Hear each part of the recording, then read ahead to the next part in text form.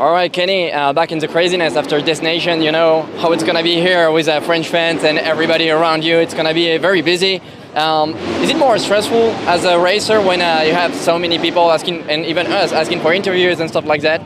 Yeah, I mean, there's no doubt about it. It is stressful and it's energy draining, but it's part of it. Like, I enjoy that side of things, but it's not, you can't underestimate it. You know, it's just a lot of, because you have to race and focus, but you also have to entertain a lot of people, which is part of it.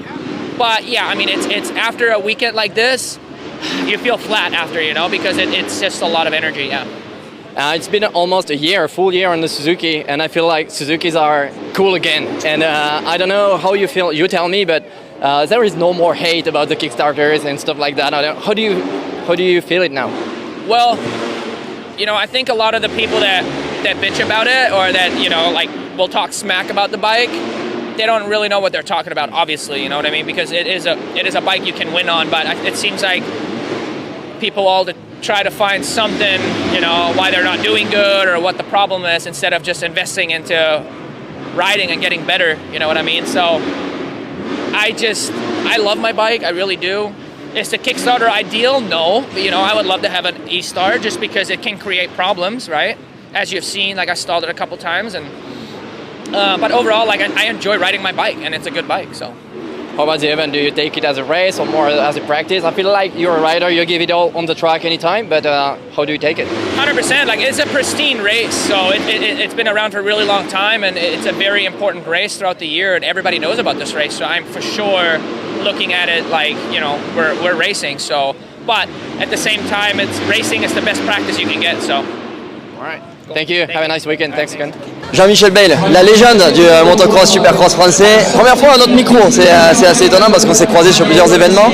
Ici, 40e anniversaire du Supercross de Paris. Ça fait quoi de venir sur un événement anniversaire comme ça? Nostalgie, tu te dis c'était mieux avant, tu te dis c'est cool de revenir et de voir les petits jeunes. C'est quoi l'état d'esprit? Oh, ça fait rien de spécial, les anniversaires, n'importe comment, ça change rien au temps qui passe, quoi. Non, en tout cas c'est un plaisir d'être là, comme chaque année au Supercross. C'est quand même une belle fête de la moto. En plus, il y a un plateau quand même extraordinaire, il y a les meilleurs pilotes du monde, donc c'est toujours cool à voir rouler. Et puis moi, ça me fait plaisir d'être là, de voir des motos, de voir le spectacle. Voilà, c'est une fois dans l'année, donc ça fait plaisir.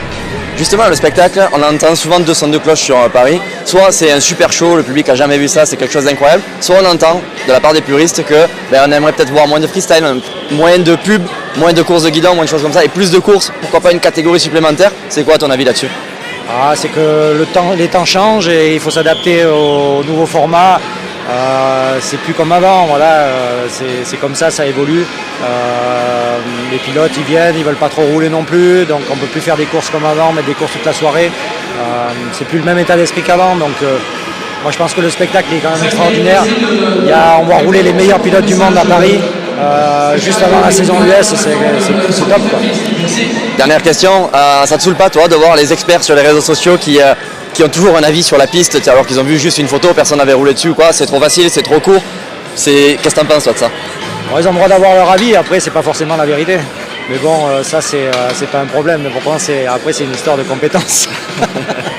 Merci beaucoup Jean-Michel et bon 40e anniversaire. David Vuillemin, 40e anniversaire, forcément, tu as été invité. Pour le coup, tu n'es pas toujours invité sur les gros événements, mais là, l'organisation a pensé à toi. C'est comment? C'est d'un niveau d'un pilote de ligue à Jet Lawrence. C'est quoi ta popularité ici avec tout ce public qui vient te voir toutes les 5 minutes, les médias qui t'interviewent? Tu le ressens comment?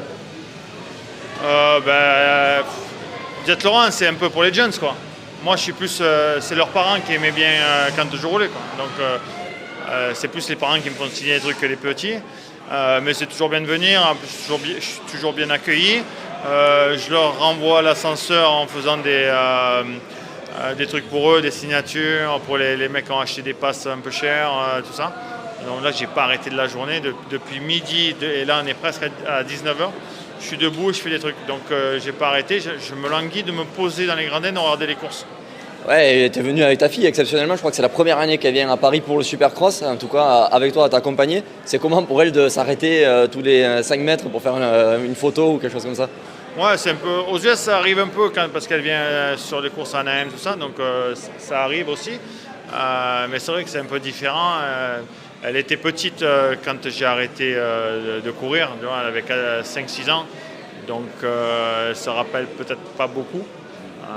Et là, elle prend un peu conscience que son père savait faire de la moto à un moment donné.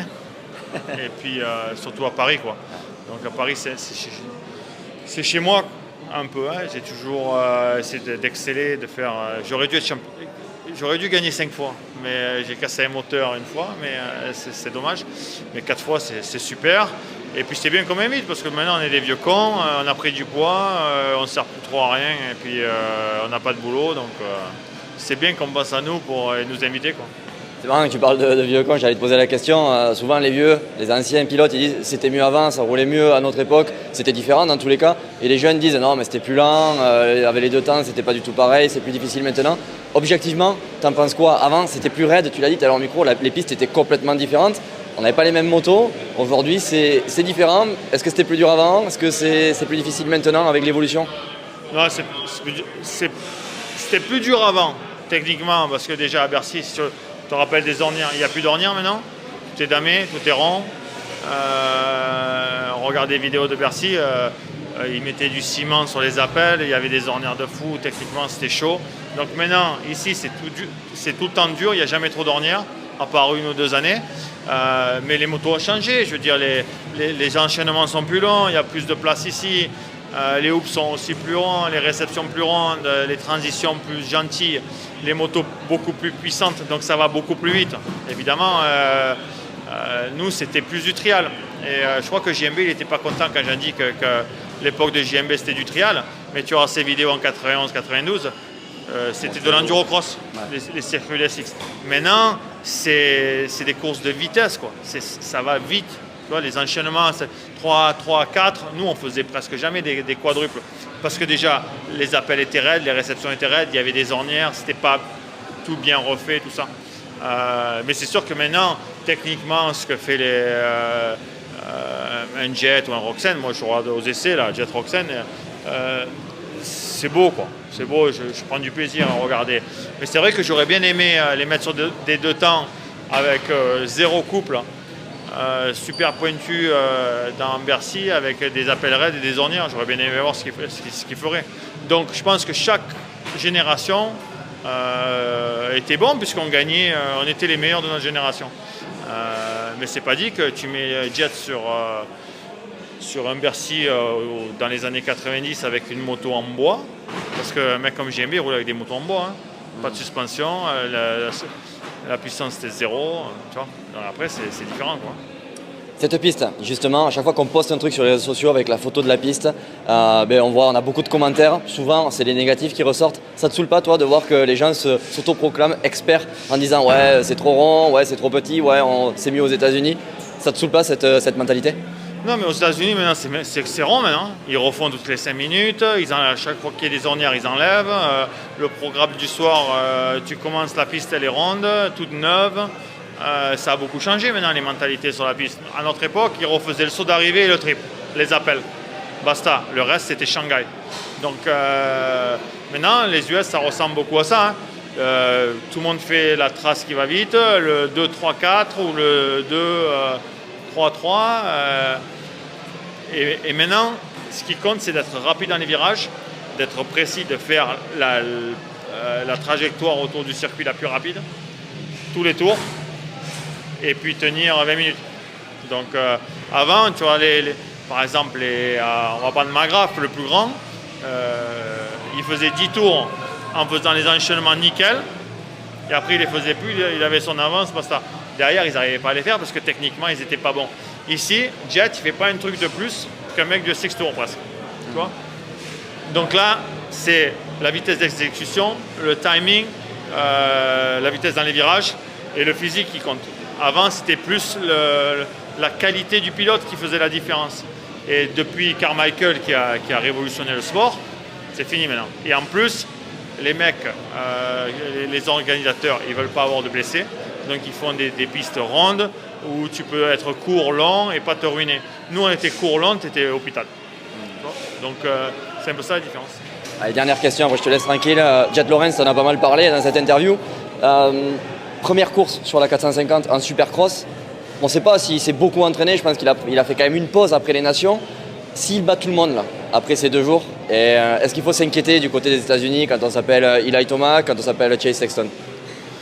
Non, je pense que bon, je suis pas Madame Irma ou je vois pas dans le futur. Vu son pilotage, sa moto, il sera automatiquement plus performant en cross qu'en supercross. Vu comme ça va être, même s'il était le plus rapide aux essais cet après-midi, je pense qu'en supercross, il va peut-être avoir un temps pour s'adapter, à être agressif et à rouler en ouvrant les gaz forts. Parce que là, pour l'instant, il roule en enduro, tu vois, endurance souterrain avec la vitesse linéaire, tout ça. Mais quand il va falloir faire des trucs qu'on n'a pas vus, et il a fait quelques erreurs aux essais quand il a voulu mettre du gaz, des choses que tu ne vois pas de Jet. Ouvrir trop les gaz, perdre l'arrière, tu vois. Et c'est des erreurs qu'on n'a pas vues cet été parce qu'il était dans sa zone de confort et dans ce qu'il sait faire. Donc rouler propre, de boussole calpier, vitesse linéaire. Et quand il va falloir qu'il ne sera pas à 100%, moi, il faut que j'attende de le voir en difficulté et voir comment il va s'adapter en prenant un pilotage un peu plus à la Barcia. Pas totalement parce que c'est l'extrême, tu vois. Mais s'il ajoute 10 ou 20% de Barcia dans son pilotage, comment ça va influer son timing, ses erreurs, tout ça. Parce que des fois, de rouler dans sa zone de confort, on pense qu'il roule à 80%, peut-être que ça ne va pas être assez pour gagner du SX. En MX, oui, parce que la vitesse linéaire, tout ça, pas s'enterrer, ça t'aide beaucoup plus qu'un supercross. C'est pour ça que je me languis de voir. Merci beaucoup David, bonne soirée. All right, Hunter, back in the craziness after Destinations. It's you know how it's going to be tomorrow and on Sunday. I remember James Stewart saying about this event, when you come here as a rider, you're like a slave. Everybody asks you for something, you know, you have to go to the Eiffel Tower, shoot a video, go to autograph stations. How do you feel right now? It's only Friday, but you know how it's going to be. Yeah, I wouldn't say I feel like a slave. I think that's a little extreme. No, it's cool. It's fun to be here. It's a cool event. The French crowd is unreal. Obviously, everyone saw Motocross of Nations, how crazy. I don't even think crazy can really describe how good it was. But no, it's cool, man. Happy to be here. I got some Cynthia's side of the family coming to visit and stuff, so it's cool. Do you take it as a race or as a practice? Both. I mean, the best practice is racing, you know, so it's a bit of both. What did you miss the most about France? I know you were with 114 back in the day, and do you enjoy coming back here? Yeah, it's cool. I love coming back to Europe. The food's amazing. The food's really good. In a weird way, it feels like I'm coming home. You know, we spent a lot of time here. We spent 3 years. It was our home then, so yeah, it's a little bit like coming home a little bit. Thank you, Hunter. Have a nice weekend. Thanks, you too. Bon, Cédric, c'est le rendez-vous de l'année, la Supercross de Paris. Depuis que t'es gamin, des paillettes dans les yeux, même maintenant en tant que pilote, on le voit quand t'es là, tu arrives tôt, tu vas regarder les pilotes qui roulent pendant le press day, toujours des paillettes dans les yeux. Ouais, exactement. Moi, les premières éditions, j'avais peut-être 3 ans quand je venais regarder le Supercross de Paris-Bercy. Et à chaque fois que je reviens ici, c'est un grand plaisir. Hein. C'est le rendez-vous de l'année, comme tu dis. C'est quelque chose qui nous prend du temps pendant un mois, pré-course, je dirais. Et donc voilà, quand on est enfin dans Paris La Défense Arena, c'est un soulagement. On sait que le taf a été fait. Et maintenant, il n'y a plus qu'à attendre les premiers tombés de grille. On lance, nous, ce week-end, le canal MX Réflexion, tu sais, canal Insta, avec des questions un petit peu piquantes. J'en ai une pour toi. Ça commence toujours par... Ça te saoule pas, toi, qu'on dise que les pilotes français, par rapport aux pilotes américains, on compare toujours, forcément, okay. Là, il y a les deux. Ça te saoule pas, toi, cette réflexion, ou même cette réflexion de dire, ouais, mais sur une vraie piste, ils pourraient même pas évoluer avec ces pilotes-là. Est-ce que c'est quelque chose qui te marque, toi ? En fait, ouais, c'est touchant parce que ces personnes-là qui commencent les phrases de cette manière-là ne sont pas au courant de nous ce qu'on endure la semaine. Quand nous, on appelle des centaines de motoclubs pour s'entraîner, alors qu'aux États-Unis, tu as juste à faire 20 bornes et aller t'entraîner.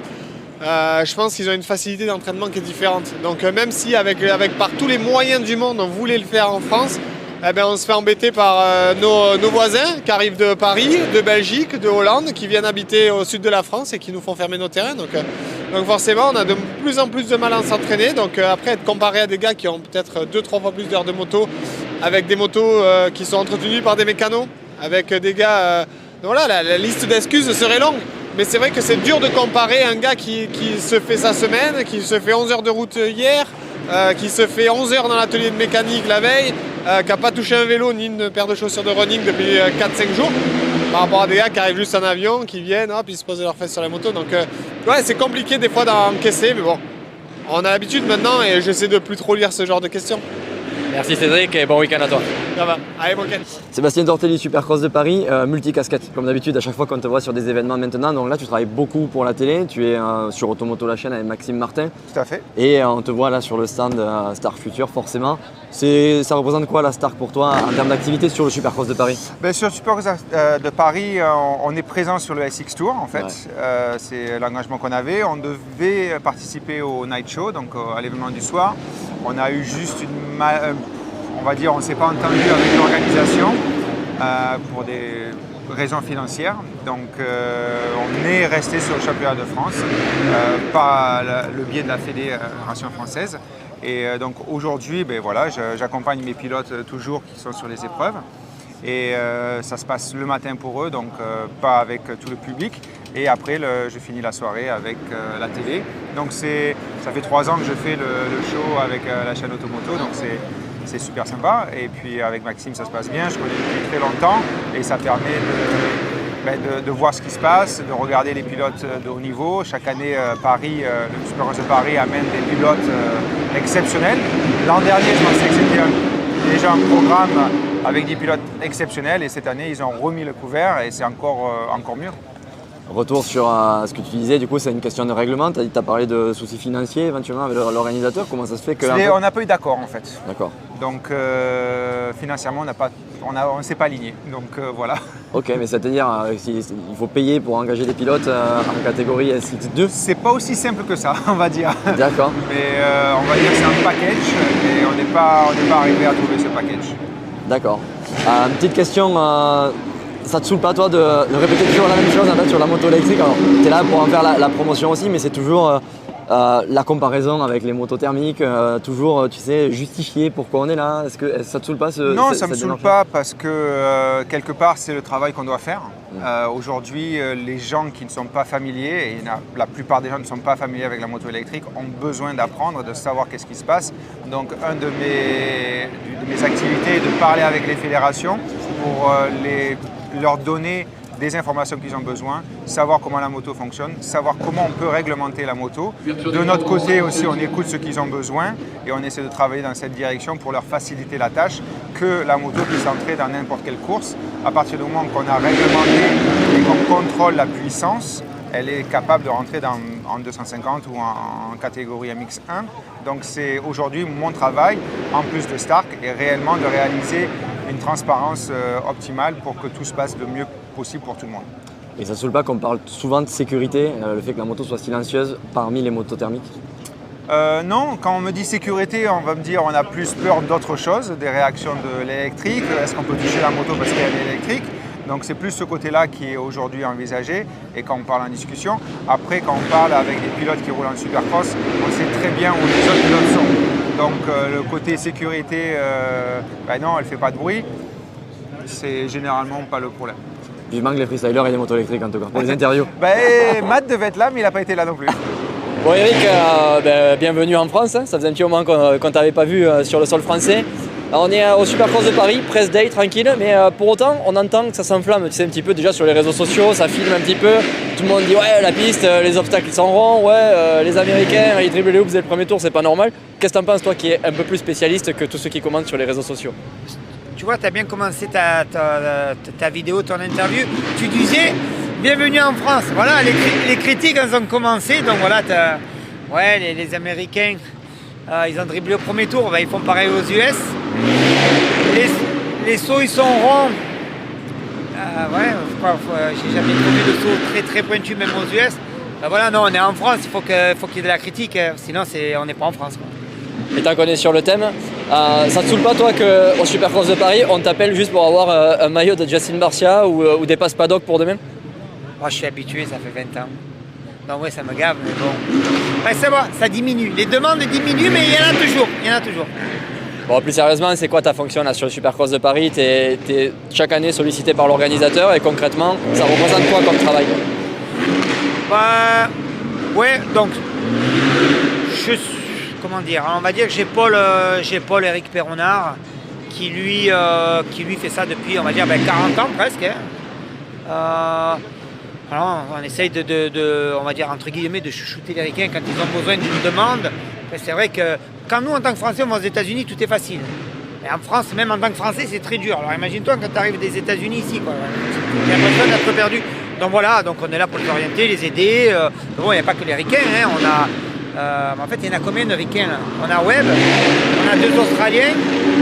Oui, après, quand on dit Ricains, c'est les mecs qui roulent. Voilà, non, sans parler, donc voilà, donc j'accompagne Perronard et l'organisation, essayer d'aider au mieux le déroulement comme aujourd'hui le Press Day, et surtout demain, la journée du samedi est très très très dure, on est très sollicité parce qu'il y a toujours, si tu veux, demain on se rôde pour dimanche, quoi. La présentation, les horaires, qui doit être là, pas là, un qui n'est pas habillé, l'autre qui a oublié le casque à l'hôtel. Voilà, ça fait partie du jeu, et puis ça va faire à peu près 14 ans que je fais ça. Si je suis là, c'est que j'aime ça. Voilà. Cool, merci Eric, bon week-end à toi. Allez, merci bien. Fred, on t'a vu avec des étoiles dans les yeux tout à l'heure en voyant Ken Roczen faire les enchaînements. On est qu'au Press Day, hein, on va pas s'enflammer, mais de suite on voit ton œil de spécialiste qui dit là, on a le boss sur la piste et on voit qu'il est prêt. Comment tu fais pour voir tout ça et explique-moi pourquoi tu dis ça de Ken Roczen par exemple. Bah, c'est vrai que là il a fait un enchaînement très rapidement au deuxième tour et on voit que c'est un mec qui envoie du lourd, donc il est posé sur la moto, efficace, donc on peut être que admiratif, hein, c'est l'habitude et l'expérience. On lance, tu sais, je sais pas si tu es au courant, mais sur Instagram il y a le canal. Tu sais, le canal Instagram, ça va être un canal privé. En gros, on va mettre des messages un peu punchy. Et j'ai une question pour toi un peu punchy. Ouais. Ça te saoule pas, toi, qu'on dise que Tom il parte bien que grâce à la moto, ou qu'il partait bien que grâce à la moto à l'époque où il était en Europe? Non. Après, c'est très l'esprit français. Désolé, hein, mais quand Prado part devant, personne ne parle de la moto. Quand Herlins part dernier, on lui dit pas c'est la moto. Donc, non, après c'est normal. Hein.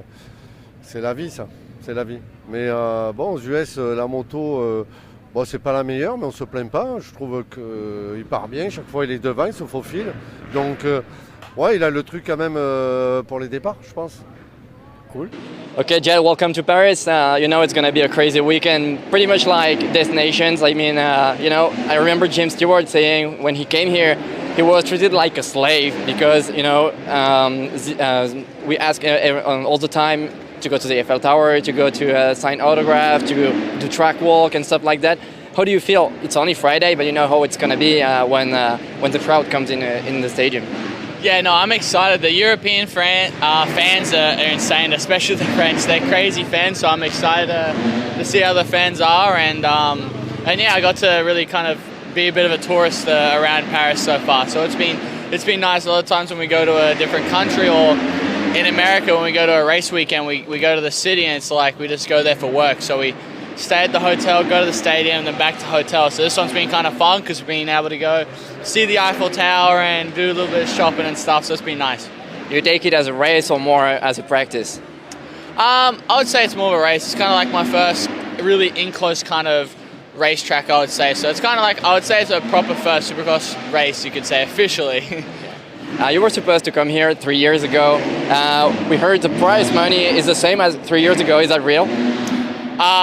3 years ago, no, Or did you negotiate? we negotiated with Eric, and because we missed the last two, we felt bad. So I said, hey, no bonus money. We'll come for free for you, just out of respect. Just because we screwed him over the last 2 times because of some other visa stuff and stuff like that. So I mean, but we're definitely happy to finally be here. Thank you, Jed. Have a nice week.